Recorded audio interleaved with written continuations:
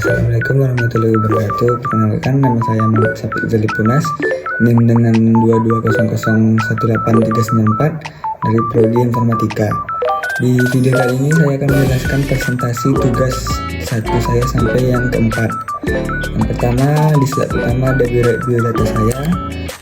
Selanjutnya ada tugas 01A, yaitu pendaftaran grup, yang dimana kita menggunakan partner untuk men-screenshot nomor kontak kita apakah telah bergabung di grup PWeb 2023. Terus tugas yang kedua, tugas 01B, yaitu pemasangan tools agenda atau pemasangan Google Calendar. Tugas program web 2023 tugas 01B adalah pemasangan tools agenda Google Calendar menggunakan smartphone. Gambar di samping adalah screenshot Google Calendar ya, saya yang sudah dipasang tools pengingat untuk kelas program web, yang dimana ketika H-1 sebelum sebelum kelas Google Calendar mengingatkan kita agar bersiap-siap untuk besoknya. Yang ketiga ada tugas 01C, pendaftaran GitHub atau GitLab. Tugas 03C program web adalah pendaftaran akun GitHub. Di sini saya menggunakan gambar di samping screenshot akun GitHub saya dari smartphone. Terus di bawahnya ada link GitHub dari profil saya. Yang selanjutnya tugas 02A, konsep client side dan server side. Di tugas 02 ini adalah perbedaan client side dan server side dari segi pengertian, cara kerja, syarat, kode-kodenya, bahasa program yang digunakan, serta tools-toolsnya. Lanjut, tugas 02B. Tugas 02B adalah pemasangan tools pemrogram web, dan saya di sini menggunakan tools yang bernama Visual Studio Code. Saya memilih tools ini karena banyak fitur-fitur yang membantu dalam perkuliahan program web. Gambar samping adalah tampilan utama dari Visual Studio Code saya. Ini gambarnya nih. Yang selanjutnya, kelebihan Visual Studio Code. Yang pertama, VSCode dapat digunakan secara gratis. Yang kedua, terdapat fitur autocomplete. Yang ketiga, menggunakan kode warna yang dapat memudahkan pekerjaan. Terus yang keempat, punya sidebar kaya akan fitur. Mempunyai fitur extension yang sangat canggih. Mudah terintegrasi dengan Git. Kekurangan Visual Studio Code hanya satu. Visual Studio Code akan lumayan banyak makan memori. Jika dijalankan di laptop low-end akan sedikit ada hambatan dari segi performanya. Selanjutnya tugas 02C. Tugas 02C adalah persiapan tools programming web server lokal. Gambar samping adalah tampilan utama dari tools XAMPP. XAMPP adalah salah satu aplikasi yang berfungsi sebagai web server di localhost. Dengan menggunakan XAMPP, kamu dapat mengelola database yang ada di localhost tanpa menggunakan akses internet. XAMPP juga digunakan dalam proses development aplikasi. XAMPP juga cocok digunakan dalam tahap upgrading pada aplikasi berbasis website. Selanjutnya, ini screenshot lokasi web XAMPP di laptop saya. Kelebihan XAMPP ada 5. Yang pertama, database storage engine. Ini banyak digunakan oleh programmer, terutama oleh web developer karena dapat digunakan secara gratis. Yang kedua, mempunyai kapasitas yang besar sekitar 60.000 tabel. Yang ketiga, keamanan data yang cukup aman. Yang keempat, engine yang multiform yang bisa digunakan dimanapun. Yang kelima, kecepatannya sangat cepat. Selanjutnya, kekurangan XAMPP. Tidak cocok untuk menangani data yang jumlahnya sangat besar. Yang kedua, memiliki keterbatasan kinerja pada server. Selanjutnya, tugas 02D, yaitu persiapan tools programming web. Di tugas ini kita disuruh membuat project yang bernama TA PWeb 2023, kelas, terus nama, terus name. Di sini kita melakukan invite kepada GitHub-nya Pak Ali. Sini gambar di samping bukti saya telah menginvite Pak Ali. Di bawahnya juga ada link project GitHub saya. Selanjutnya tugas 02E, yaitu pemasangan Git client di laptop atau plugin di editor. tampilan Visual Code yang sudah saya pasangkan di GitHub dengan GitHub. Ini contohnya ada ini repository dari GitHub saya. Ini program tugas akhir nih, dan dalam tugas akhir ada programming web. Di sini saya membuat kode-kode script untuk tugas programan web ini. Terus selanjutnya ada tugas 03A, yaitu pemahaman HTML. Yang pertama, pengertian HTML. HTML adalah bahasa standar pemrograman yang digunakan untuk membuat sebuah halaman website yang diakses menggunakan internet. HTML adalah singkatan dari Hypertext Markup Language. Terus HTML bukanlah bahasa pemrograman, melainkan suatu markup language. HTML menggunakan markup text untuk mendeskripsikan web page. Sejarah HTML. Yang pertama, sejarah HTML pertama kali dibuat oleh Tim Berners-Lee yang merupakan fisikawan di lembaga penelitian CERN, Swiss. Berners-Lee mempunyai ide mengenai sistem hypertext berbasis internet sekitar tahun Tim Berners-Lee memilih HTML versi pertama, di dalamnya terdapat 18 tag. Terus di tahun 1980, IBM berniat membuat bahasa kode untuk menggabungkan teks dengan perintah pemformatan agar mengenali elemen dokumen. 6 tahun setelahnya, ISO mengeluarkan standarisasi bahasa markup language berdasarkan GML bernama Standard Generalized Markup Language atau SGML. SGML ini kemudian banyak digunakan untuk dunia percetakan. Terus 9 tahun setelahnya, yaitu tahun 1989, Chailau tim bekerja sama dengan Berners-Lee Robert. Mereka mencoba mengembangkan SGML. Dari mereka lah lahir HTML yang digunakan untuk membuat sebuah halaman website. 1 tahun setelahnya, bahasa pemrograman ini mengalami perkembangan yang sangat pesat. Tepatnya pada November 1995, IETF atau Internet Engineer Task Force merilis HTML versi 2, yaitu penyempurnaan dari HTML sebelumnya. Di tahun yang sama pula, keluarnya HTML versi 3. Selanjutnya, W3C yaitu World Wide Consortium ikut serta mengembangkan HTML untuk meluncurkan HTML versi 3.2 pada tahun 1966 yang kemudian dirilis pada tahun 1967. Sejak saat itu, HTML digunakan sebagai bahasa standar internet yang dikendalikan kegunaannya oleh W3C. HTML 4.0 dirilis pada Desember 1997.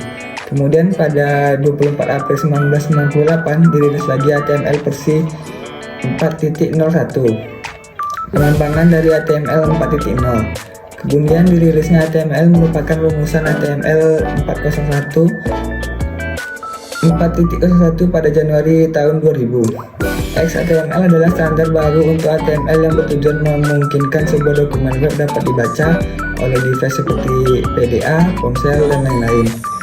Pada tahun 2001, tepatnya pada tanggal 31 Mei, W3C merekomendasikan HTML versi 1.2, perkembangan dari XHTML sebelumnya. Tahun 2000 sampai 2006 dirilis versi XHTML 2.0 dan minornya. HTML versi kelima dirilis oleh W3C pada tanggal 22 Januari 2008. HTML5 meningkatkan interoperabilitas dan mengurangi biaya pengembangan. Dengan membuat aturan yang tepat tentang bagaimana untuk menangani semua elemen HTML. Selanjutnya, HTML juga mengalami tahap perbaikan atau maintenance yang dikembangkan oleh W3C. Pada tahun 2014 merupakan waktu di mana HTML mengalami upgrade yang cukup signifikan. Terdapat fitur-fitur semantik untuk memudahkan pengembangan website dalam menyusun kode dan memberitahukan makna dari konten tersebut. Contohnya tag artikel, tag footer, dan tag header. Selanjutnya yaitu sintak HTML. HTML elemen diawali dengan awal tag dan diakhiri juga dengan tag. Isi elemen adalah semua yang berada di antara awal tag dan akhir tag. HTML menandai awal dan akhir dokumen dengan HTML sintaknya HTML seperti ini, terus ini isi dokumennya. Ini penutup dari tag HTML-nya. HTML mempunyai tag dasar seperti tag head, tag title, tag body, tag paragraph.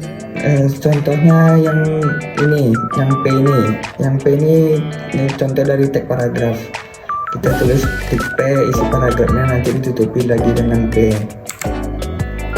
Fitur-fitur HTML. Yang pertama, HTML memiliki sintak yang lebih sederhana. Yang kedua, menunjang pengembangan web responsif. Yang ketiga, dapat memasukkan konten video dan audio secara default. Yang keempat, sudah mendukung grafik vektor. Yang kelima, menggunakan local storage untuk mengganti cookie. Yang keenam, kompatibilitas dengan browser terkini. Yang ketujuh, untuk memungkinkan JavaScript berjalan di browser. Terus yang selanjutnya adalah tugas 03B, memformat paragraf dengan HTML. Di sini adalah gambar contoh dari program tugas ini. Tag body adalah tempat di mana kita meletakkan isi dokumen dan bisa mengatur background dari dokumen tersebut. Di dalam tag body, saya menambahkan tag P untuk membuat paragraf. Di gambar ini, saya menuliskan ini. Dan selanjutnya, setelah jalankan melalui browser akan muncul seperti gambar di bawah yang dimana menggunakan tag P untuk membuat sebuah paragraf. Untuk baru kita menambahkan tag P kembali setelah tag penutup P. Nih contohnya ini yang setelah saya jalankan. Terus yang selanjutnya, percetakan font. Tugas 03C yaitu percetakan font dengan HTML. Saya membuat biodata nama dengan tag B untuk memformat nama huruf menjadi tebal. Terus memformat name dengan tag I untuk membuat huruf menjadi miring. Terus memformat kelas dengan tag U untuk garis di bawah. Ini hasil keluarannya. Ini yang nama saya menggunakan tag B, yang kelas ini saya menggunakan tag I, terus yang name saya menggunakan tag U. Ini yang adalah menggunakan tag B. Ini yang home ini masih dalam tahap menggunakan tag U. Terus lanjut tugas 03D, teks pangkat atas dan pangkat bawah dengan HTML. Ini contoh programnya bisa diamati. Terus hasil luarnya setelah jalankan di browser seperti ini. Terus tugas 03E, tag ganti baris. Saya menambahkan paragraf dengan tag P dan memodifikasi dan menggunakan tag PR untuk membuat tab baru.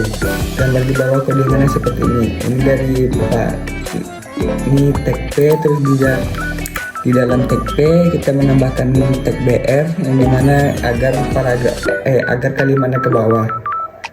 Atau di dalam Word kita bisa menggunakan enter. Ini yang setelah saya jalankan di browser. Di setelah perkenalan ini ada tag B yang dimana nama saya menjadi ke bawah. Terus lanjut tugas 03F, mengganti font di HTML. Tag font berguna untuk mengganti style bacaan. Saya menggunakan font Times New Roman pada teks nama saya adalah ini.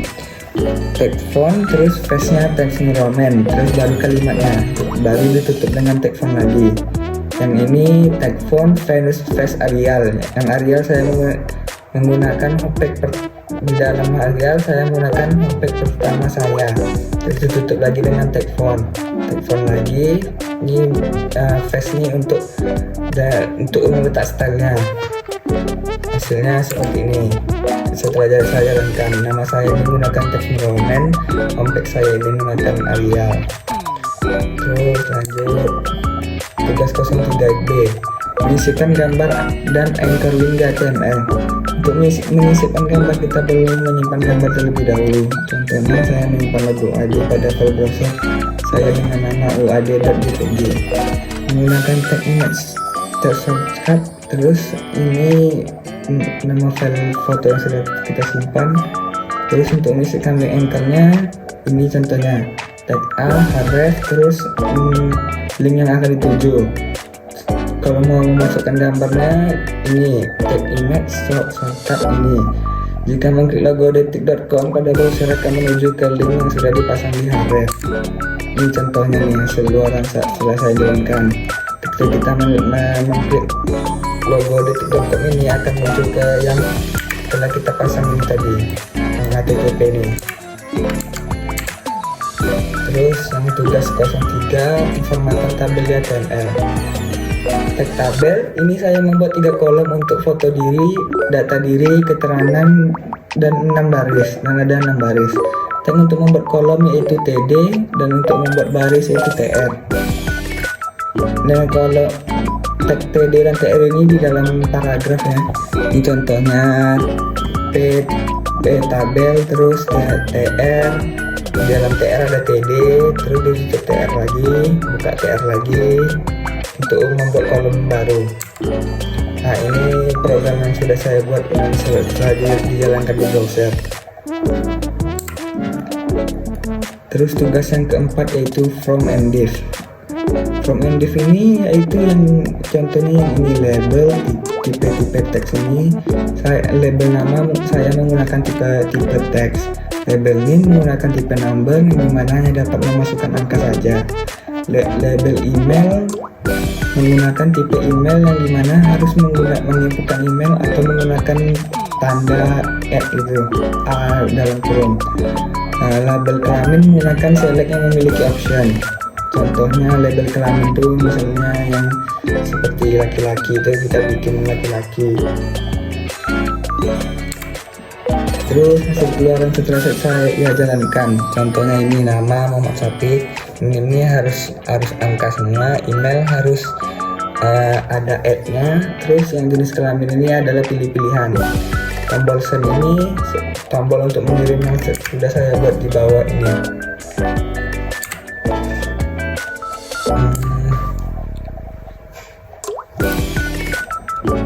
Nah, sekian dulu presentasi dari saya. Assalamualaikum warahmatullahi wabarakatuh.